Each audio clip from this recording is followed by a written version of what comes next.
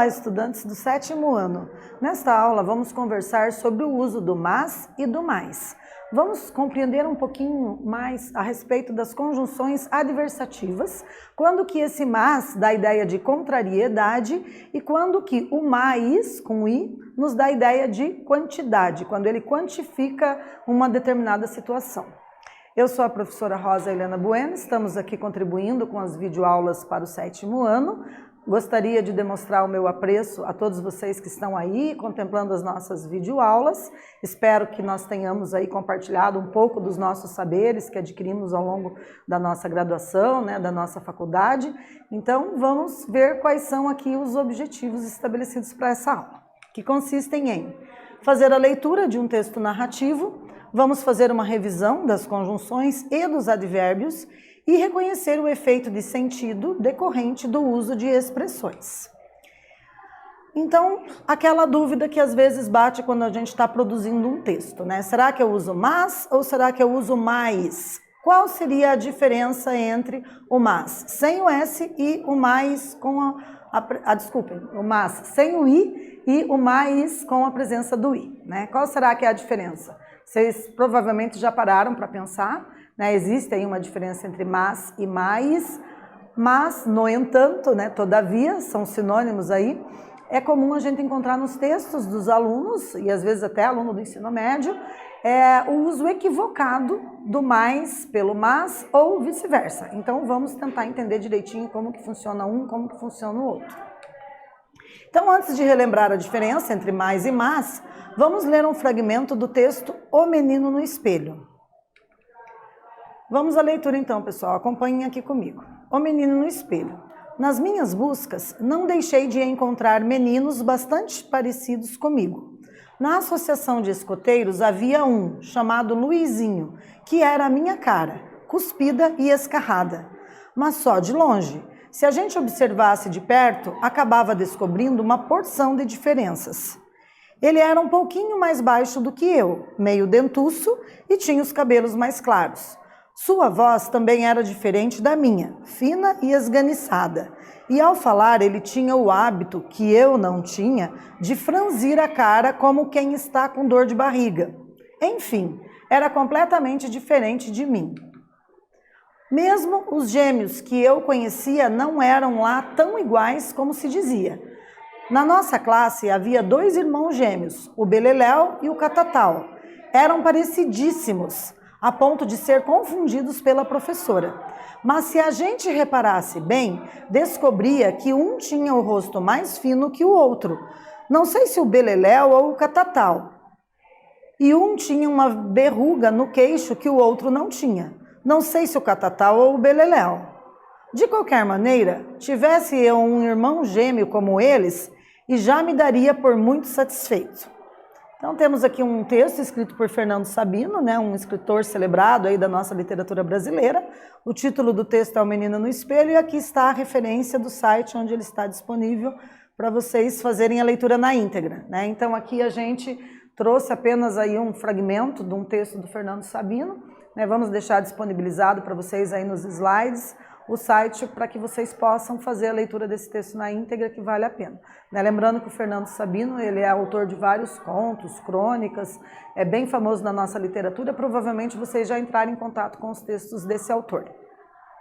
Então vamos continuar aqui as reflexões já para a atividade 1. Então vejam, retomamos aqui um fragmento do texto, que diz assim: na associação de escoteiros havia um chamado Luizinho, que era a minha cara, cuspida e escarrada. As expressões destacadas produzem efeitos de sentido semelhantes. Explique esse efeito. Então, vocês vão observar aqui as expressões destacadas, que são as palavras que estão ali sublinhadas, que era a minha cara, percebam que está sublinhado, e cuspida e escarrada. E aí vão tentar dar conta de responder a nossa primeira atividade. Mais um momento para treinarem a proficiência na língua em portuguesa escrita. Mãos à obra.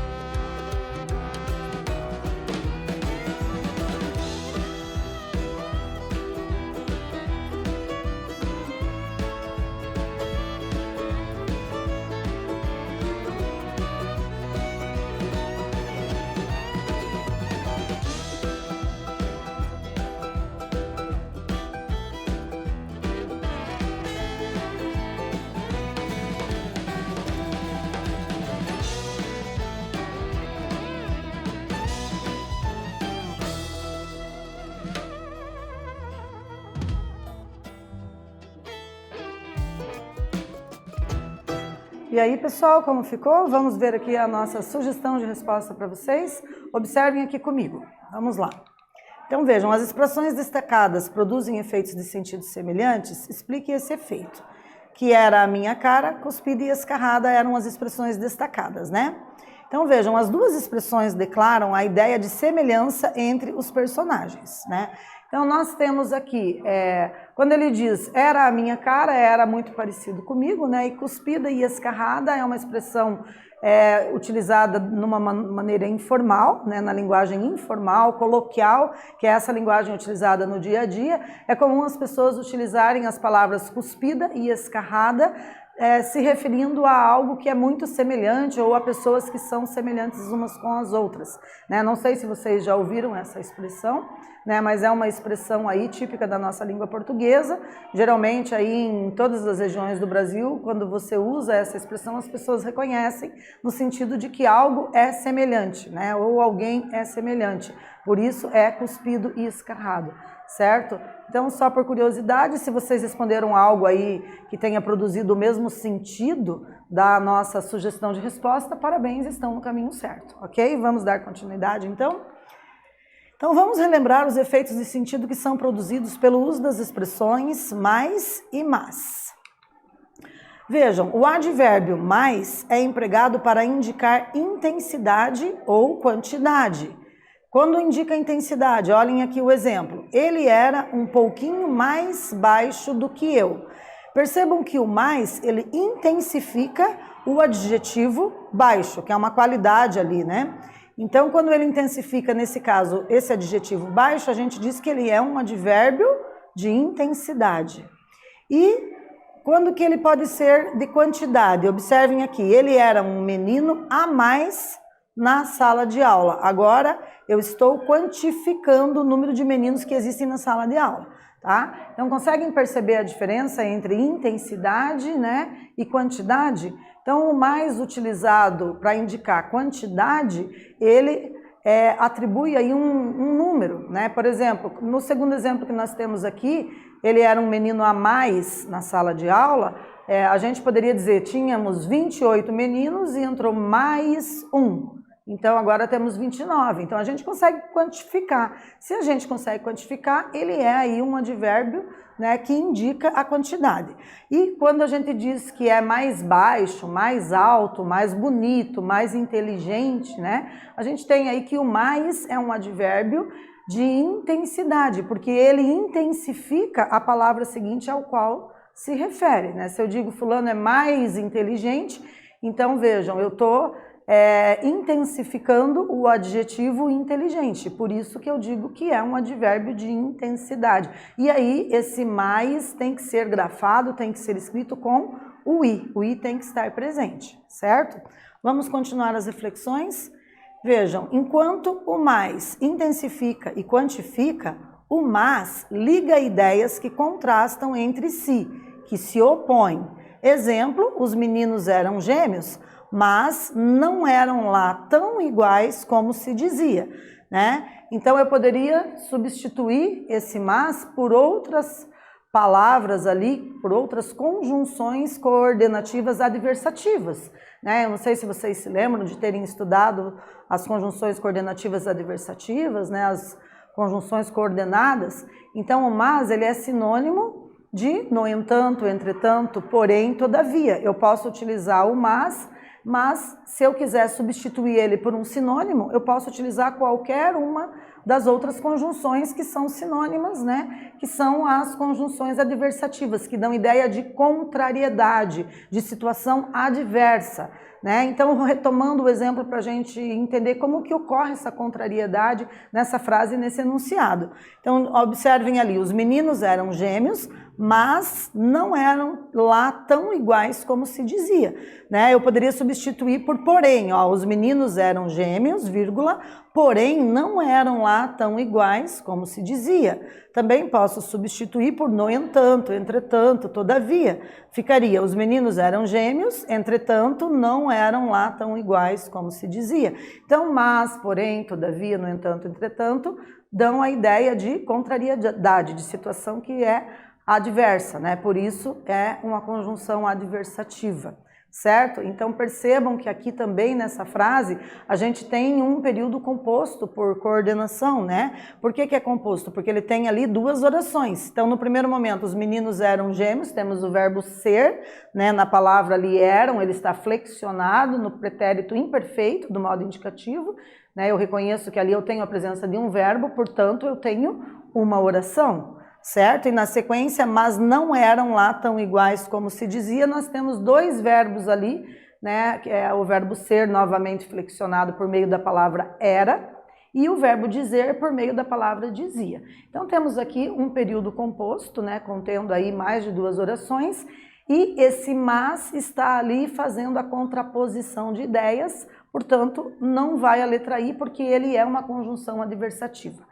Ok? Ele não é um advérbio de quantidade, que indica quantidade, não é um advérbio que indica intensidade, né? Que daí seria com I. Então ele é sem a presença do I, tá? E só assim por uma dica para vocês quando forem produzir os textos de vocês, procurem evitar de repetir palavras no texto. Às vezes é comum a gente perceber que os estudantes, ao produzir uma redação, um texto dissertativo, informativo, enfim, ele acaba repetindo palavras desnecessariamente no texto. Isso acaba meio que empobrecendo ali o estilo do texto, né? Então é legal que vocês substituam por sinônimos. E no caso do mas, fica mais tranquilo ainda. Por quê? Você quer utilizar o mas mais de uma vez? Você pode substituir por no entanto, entretanto, todavia, contudo, por todas as demais conjunções adversativas que vão dar o mesmo sentido, né? A mesma ideia de contrariedade de situação que foi contrariada por alguma situação, por alguma razão, ok?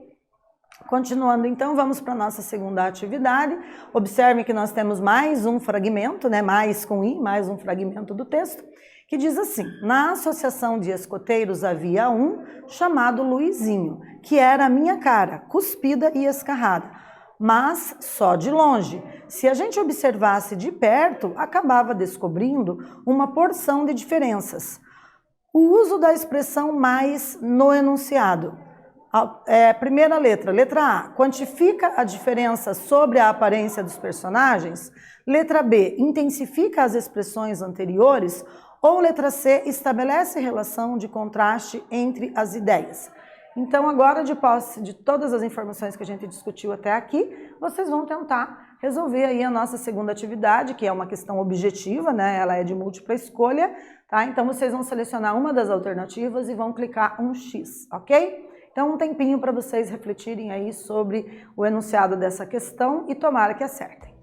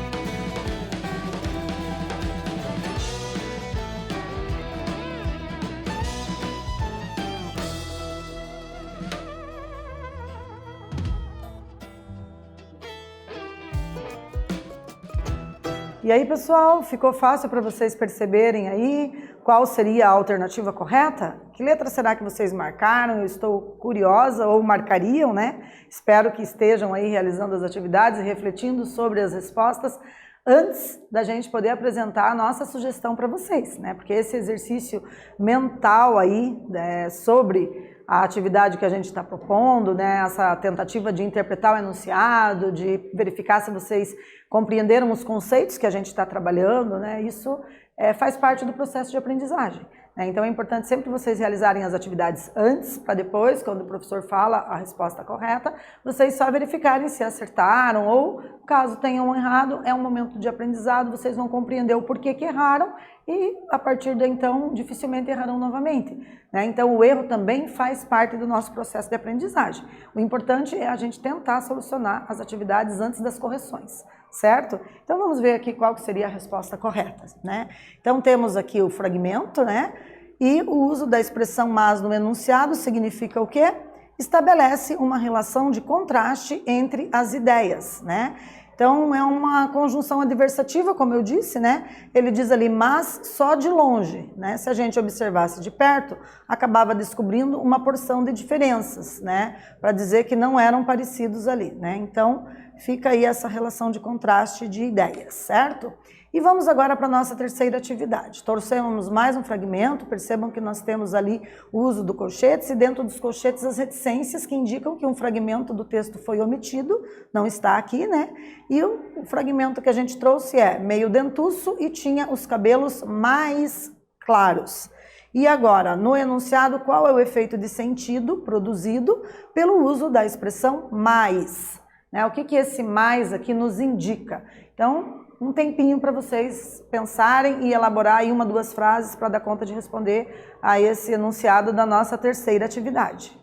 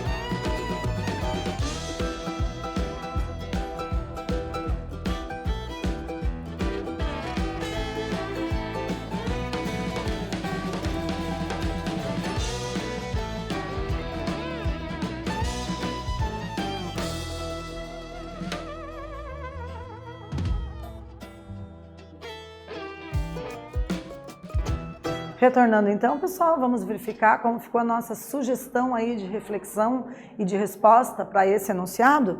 Então, a ideia do mais aqui é intensificar a cor clara dos cabelos, né? Deixar os cabelos ainda mais claros, ou seja, produzir uma intensidade.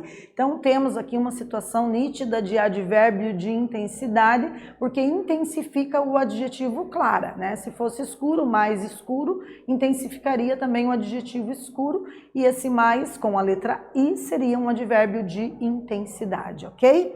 Então, vejam, nesta aula nós lemos um texto narrativo, retomamos o estudo da conjunção mas e do advérbio mais, e reconhecemos o efeito de sentido decorrente do uso de expressões, certo? Então, essa aula a gente aprendeu aí a utilizar a conjunção mas, né, a conjunção adversativa mas, e aprendemos a diferença entre essa conjunção e o advérbio de intensidade, mas, né, vimos aí quando que esse advérbio pode promover uma intensidade, quando que ele pode indicar uma quantidade. Eu agradeço a todos pela participação, espero que tenham gostado e até breve.